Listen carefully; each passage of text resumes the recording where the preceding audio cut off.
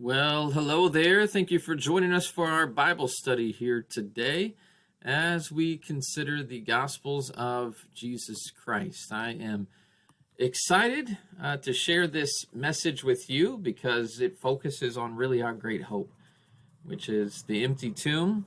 And the reason why the tomb is empty, it's because of the resurrection of Jesus. Now, some of what we're going to study today is going to be similar material to what we've been studying in our Wednesday night class. If you've been following along with that at Laurel Canyon, we've been focusing on the resurrection of Jesus Christ. But I've tried to include some different quotations and material in today's lesson in comparison to what we previously have studied on Wednesday night. So I hope that this will still be fresh for you and helpful to you. And to me, the more that we can study the resurrection of Jesus, the more equipped we are to share our great hope with other people as we try to share Jesus Christ with them. So thank you for studying along, and let's jump right into the material. We are thinking about the empty tomb, and I want to tell you why this is important through the words of Kitty Chumbley in his commentary on Matthew. He says, "The resurrection is the cornerstone of Christianity. Without it, the cross has no meaning. Without it, Christian faith is worthless. Jesus is not the Son of God. His death redeemed nothing. There is no judgment to come, and we are without hope. But if Christ was raised, his claims are vindicated. His work was a success, and he is Lord of all." Resurrection is so important to our faith, to our hope, to our purpose in life. And so I hope that you'll consider it with me, at least the beginning of it. We're going to think about the empty tomb today. And in our next class, we will think about the appearances of Jesus to various people who were chosen eyewitnesses of his resurrection. So let's consider our first question here, and what we're doing is just kind of backing up one lesson and taking a moment to review and consider why a few women come to the tomb on the first day of the week. It's kind of an interesting situation, isn't it? I don't know about you, but I've been to a lot of funerals, and I've been to a lot of burials, and I can't say that I've ever been to a burial and actually come back to the tomb or come back to the grave 3 days later. That's not to say people don't, and there may very well be people who do just to go visit the grave or the tomb. But I want you to consider why they were coming back according to Scripture. And what we read in Scripture is that they were coming back because they did a very hurried burial of Jesus, because it was the evening before Sabbath, and because it was the evening before Sabbath, they were trying to hurry up and get him put into the tomb before the Sabbath day. They didn't want to have to be accused of working on the Sabbath, and so he dies on the cross, and they take him down from the cross before dark, and they hurriedly embalm him very quickly, wrap him in grave clothes, and put him in the tomb before the evening that night, which is actually when Sabbath would have officially began. So they're coming back because they don't feel like they really gave Jesus a proper burial. They really don't feel like they had time to let the death of Jesus resonate, perhaps even had time to mourn over Jesus. I say all that to simply make this point. They weren't coming back expecting to find Jesus not there. They didn't come back expecting to see an empty tomb. They came back bringing with them various spices and ointments and other things, expecting to find a dead body. And that's why they're coming back to the tomb, to give that body the honorable burial that they felt like it deserved. So here's what we read in Matthew 28. If we put verses 1 through 6 together with Mark 16, the first 6 verses, Luke 24, the first 5 verses, and also we throw John 20, part of that in there. It says, "On the first day of the week, All right, so Sabbath day would have been Saturday on our calendar, and the first day of the week would have been the day after the seventh day of the week. So our Sunday. But when the Sabbath was passed, all right, so careful attention is given in the Gospels to point out that they come after the Sabbath is passed. Wouldn't have wanted to come on the Sabbath day, a day of rest. They come after the Sabbath day. Mary Magdalene, the other Mary, the mother of James, and Salome and certain other women with them bought spices and came to the tomb, bringing the spices which they had prepared, that they might come and anoint him. Very early in the morning, while it was still dark and the first day began to dawn, they came to the tomb when the sun had risen. And they said among themselves, "Who will roll away the stone from the door of the tomb for us?" So they're on their way, but they're concerned. I'm not sure how we're going to get into the tomb. And some of these actions of the women who come to the tomb indicate they don't expect to come to an empty tomb, right? They expect the stone to still be in front of the door of the tomb. They expect Jesus to still be in the tomb so they can anoint him. All of these actions would seem to indicate that they weren't expecting a risen Jesus. Take a look at what Wiersbe writes in his commentary on Matthew. He says, "The women who had lingered at the cross came early to the tomb, bringing spices that they might anoint his body. They thought he was dead. In fact, they wondered how they would move the huge stone that blocked the entrance to the tomb." So they came expecting a dead body when they come to the tomb. But of course, here's what we find happens. "Behold, there was a great earthquake." By the way, this would have been the second earthquake in 3 days. There was an earthquake when Jesus died on the cross, and it says graves were open. And here's another earthquake. And an angel of the Lord descended from heaven and came back and rolled back the stone from the door and sat on it. That's kind of an interesting scene. I would assume this monstrous, powerful angel comes down, moves the stone, and then he just kind of sits there, relaxes for a minute. His countenance, though, was like lightning, his clothing as white as snow. And the guards shook for fear of him and became like dead men.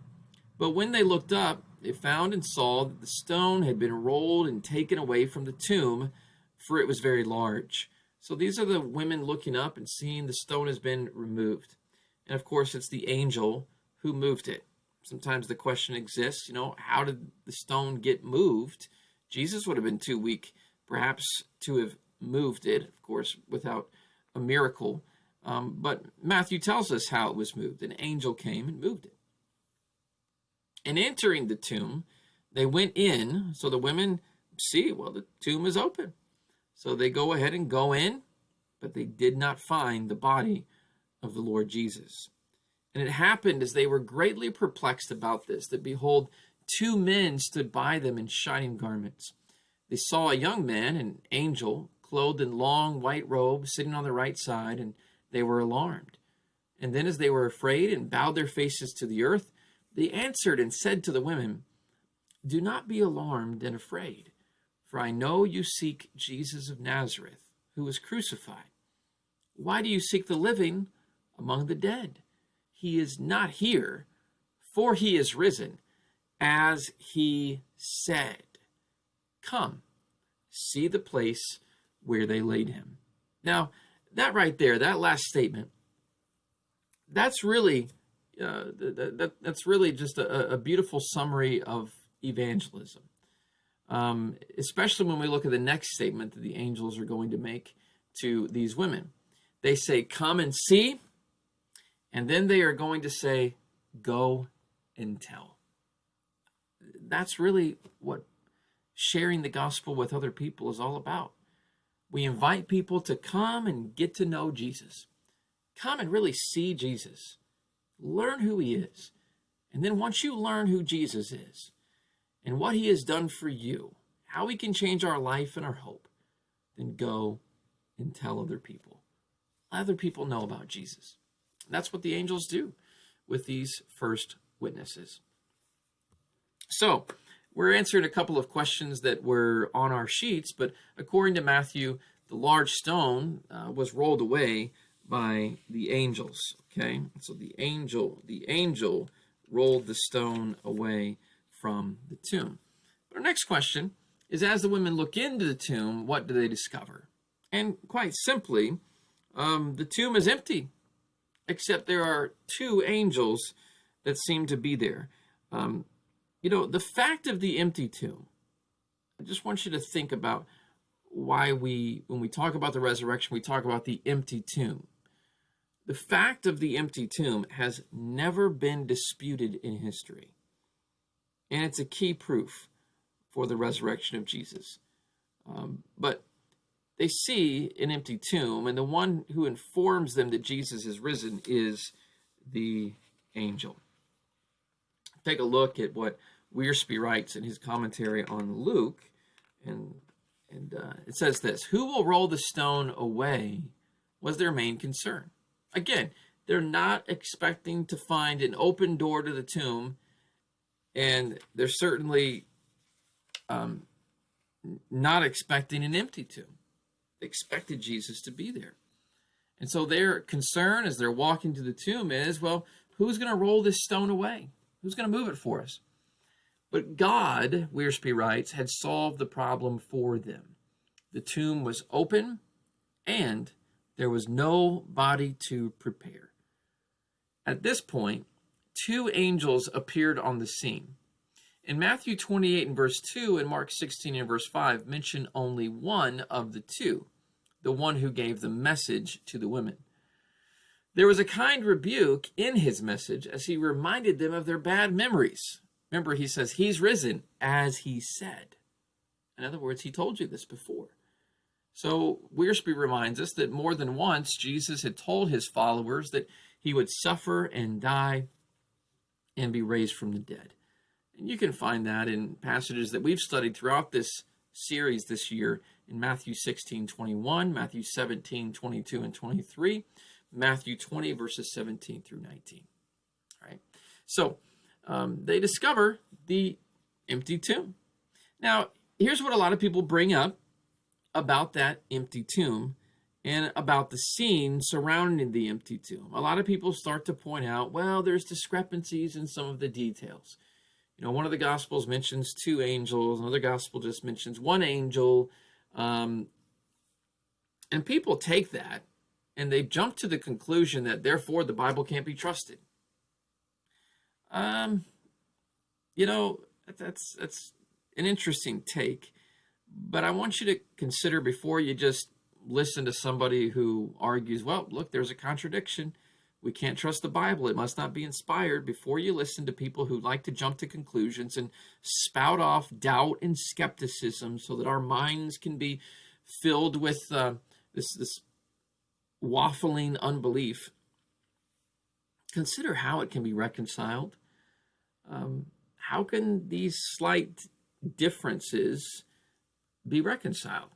Maybe there's a reason why there's only two angels mentioned in one account and one angel mentioned in another. So I'm going to quote from you from some things Barnes writes. We could quote from a lot of people who address this issue, but Barnes is somebody I'm going to quote with you here today. Barnes says, infidels have objected that there are three inconsistencies in the accounts by Mark and Luke. The first one that they talk about is that Mark says the angel was sitting and Luke says they were standing. How do you answer this? Well, he says the word in Luke does not of necessity mean that they stood, but only that they were present. Or it may be that the one that Mark mentions was sitting when they entered and then arose. There may be some very simple reasons for these slight differences. The second thing he mentions is that it's objected that Luke mentions two, but Mark and Matthew one angel. How do you answer that?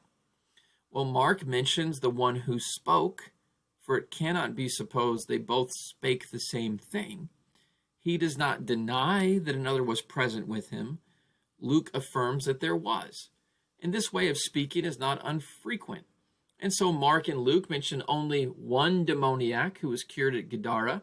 Matthew mentions two. In like manner, Mark and Luke speak of only one blind man who was cured at Jericho, while from Matthew it is certain that two were. The fact that but one is mentioned, where it is not denied that there were others, does not prove that there could not be others. And then thirdly, he points out that Matthew calls this an angel. Mark and Luke say a man. Well, how do you answer that? Was it an angel or was it a man? Well, angels in the scriptures, from appearing in the form of human beings, are often called as they appear, and they are often mentioned as men. We actually see in the book of Genesis that there were angels that were sent to Sodom and Gomorrah, and they're also mentioned and called men. They may very well have been angels, sent messengers, who came in the appearance of a man. That's a theophany. All right, here's the key fact, though. Here, when people like to distort and confuse and get us to start thinking about, other details and aspects, we need to center our minds and consider the key fact that's being expressed by these texts. And it's this. I'll let Barclay say it. It is true that the differences are there, but it's also true that whatever the attendant description, the basic fact of the empty tomb never varies. And that is the fact that matters. So let's keep our minds focused on the key fact of the text. Well, what's the sixth question here? The sixth question that was on your sheets is this. What statement Jesus had previously made does the angel remind these first witnesses of outside of the tomb? And of course, that statement that Jesus made was that he would one day rise from the dead. And the angel mentions it in Luke 24, 7 and 8, and you find reference to it in earlier passages. So let's keep reading the rest of our text here.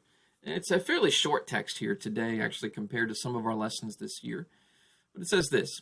Then the angel answered and said, remember how he spoke to you when you were still in Galilee, saying, the Son of Man must be delivered into the hands of sinful men and be crucified, and the third day rise again. So again, the angel's reminder is, do you remember Jesus actually told you this was going to happen?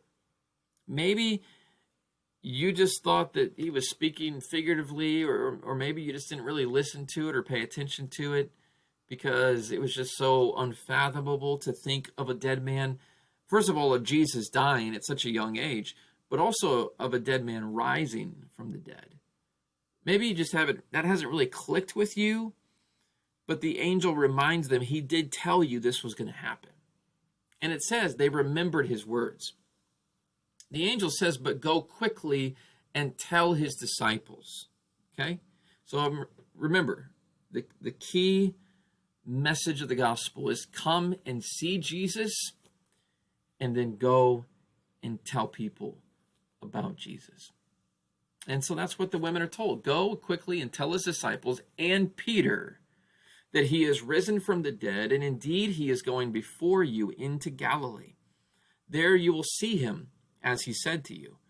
Behold, I have told you. And so they went out quickly and fled from the tomb with fear and great joy. For they trembled and were amazed, and they ran to bring his disciples word. And they said nothing to anyone, for they were afraid. So they go and they run out, and it says, then John's gospel kind of adds a lot more detail to this particular instance than Matthew, Mark, and Luke. But then Mary Magdalene, ran and came to Simon Peter and to the other disciple whom Jesus loved, and said to them, they have taken away the Lord out of the tomb, and we do not know where they have laid him. Peter, therefore, went out, and the other disciple, and were going to the tomb. And they both ran together. Now, this is kind of an awesome sight here. Two disciples of Jesus who hear that the tomb is empty, and they take off in a dead sprint across the city to go look at that tomb. And it says the other disciple outran Peter and came to the tomb first. So that would be John, outruns Peter. He gets there first. And he, stooping down and looking in, saw the linen cloths lying there, yet he did not go in. So John gets to the tomb, and then he kind of peeks into the tomb, and then he looks in, but maybe he's afraid to walk in there. You know, it's kind of like you come to a crime scene, and you're like, should I go in here? Should I touch anything? Is that okay? Simon Peter is like a bull in a china shop, all right? Simon Peter came following him and went into the tomb, and he saw the linen cloths lying there, and the handkerchief that had been around his head, not lying with the linen cloths, but folded together in a place by itself. Okay? So Simon Peter just gets there, and he just goes right inside. Then the other disciple, who came to the tomb first, went in also, and he saw and believed. For as yet they did not know the scripture, that he must rise again from the dead. And then the disciples went away again to their own homes. Okay? So this is the message of the empty tomb. And so just some basic questions here as we finish up this lesson. First of all, who receives the first commission to speak to others about the empty tomb? And what's, I think, notable about this is that it's a woman. And it's not just a woman. It's a woman who had previously been demon-possessed. It's Mary Magdalene. John's account tells us that Mary Magdalene headed back to the disciples as soon as she saw the stone. But the other two women, Mary and Salome, do not go back until speaking with the two angels. And it's one of the angels who sends them back to go tell the disciples. And so the first messengers of the empty tomb are women: Mary Magdalene, Mary, and Salome. And specifically, they are to go and tell the disciples that Jesus is risen. It's interesting. They get there, they tell the disciples that Jesus is risen, and the disciples, it says to them, it seemed like an idle tale. A cruel joke. Like, you're just telling stories. They didn't really believe him at first. And when we look at John's account, we learn, even though there are some people who are doubtful of what they said, there are two disciples who are the first ones who are told and the first ones to go to the empty tomb. And that's John and that's Peter. John and Peter hear the message of Mary, and they come quickly to the tomb to go inspect it and to check it out for themselves. So the women are not the only ones to witness the empty tomb. And I think that's important too. We talk about it's important that there be more than one eyewitness of the person of Jesus Christ, but I think it's also important that there was more than one eyewitness of the empty tomb of Jesus Christ. There are several witnesses of the empty tomb on resurrection morning. So after Mary Magdalene returns, Peter and John run to the tomb to see it for themselves. And John outruns Peter to the tomb, probably because he was younger. And Peter goes into the tomb, followed by John. And inside the tomb, they make the discovery of the grave clothes. Most likely, it's at this time that they realize the body was not stolen. Something amazing happened. And here's why the grave clothes are important in understanding the body wasn't stolen. No grave robber would leave the grave clothes in their original positions. Something greater than robbery had occurred. It was a resurrection. And Peter and John get to see that empty tomb for themselves, and they get to go and examine these things for themselves. And upon their examination, they find, after a thorough look, the grave clothes in the tomb. McGarvey says, John shows that he and Peter started for the tomb as soon as they received the message of Mary Magdalene. It is generally accepted that John was younger and hence more active than Peter. The impulsive, thoroughgoing nature of Peter was not content with a mere look. He entered the tomb, and neither reverence nor awe was keeping him out. So he goes in, and those little details I think are important. They didn't just take a glance and just miss the fact that Jesus was in there. They looked in, and they went in and examined these things. But also, our last question is this. What was the result for John? When John goes in, John's gospel says in John chapter 20 and verse 8, it says he believed.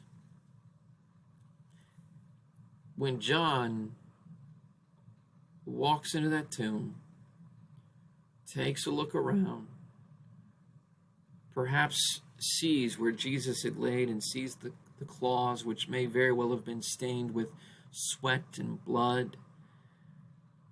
When he sees them still lying as if Jesus just kind of evaporated out of them, still lying with their folds, it says. When he takes the time to examine this, he realizes there's no way that body got stolen. There's no way somebody would have just come in here and be able to pull Jesus' body out of these grave clothes and keep them in this type of condition. When he takes the time to examine the empty tomb, one of the things that he learns is that Jesus was risen. And this is where John first believed. I think that detail is so important. And it's so important because there are so many people who have made the decision not to believe in Jesus, not thoughtfully. They haven't done so carefully. They haven't done so on a thorough examination of the evidence. They've done so out of a knee-jerk reaction. They've done so because there are other people who don't believe in Jesus. They've done so because somebody has planted some seed of doubt in their mind and they've just kind of gone with it. But if we could just take a moment to be like John and really thoughtfully and carefully examine the evidence that exists for the risen Jesus, I think we could come to the same conclusion. I think we could lead people to the same conclusion that John was led to. That Jesus is risen, and therefore Jesus is Lord. I want to close out with this quote here from William Barclay, where he says, "For the moment, Peter was only amazed, he says, at the empty tomb. But things began to happen in John's mind. If someone had removed Jesus' body, and if tomb robbers had been at work, why should they leave the grave clothes?" And then something else struck him. The grave clothes were not disheveled and disarranged. They were lying there still in their folds. That's what the Greek means. The clothes for the body where the body had been, the napkin where the head had lain. The whole point of the description is that the grave clothes did not look as if they had been put off or taken off or ripped off by someone who was in a hurry to steal a body. They were lying there in their regular folds as if the body of Jesus had simply evaporated out of them. And the sight suddenly penetrated to John's mind. He realized what had happened, and he believed. Friends, I wish you could realize, and there's so many of my friends and neighbors and just people who really need Jesus that I just wish they could realize what John did. And Jesus died for us. Jesus was buried in that tomb. And on the first day of the week, resurrection morning, that tomb was empty because Jesus was risen. And it was God's way of proving to us that Jesus was indeed the Son of God. And Jesus is so powerful that not even death could stop him. He has power over the grave. Jesus is the victor. He has defeated death. He has defeated our fear of death because of it. And friends, I hope that you, too, will come to believe in Jesus because he's your only hope. He's the only one who's conquered death and become a victor over the grave. And therefore, he's the only one who can give us the victory. Thanks so much for listening along today. We're going to think about the appearances of Jesus to the eyewitnesses in our next and our final class as we have studied through the Synoptic Gospels of Jesus Christ. You guys have a great day.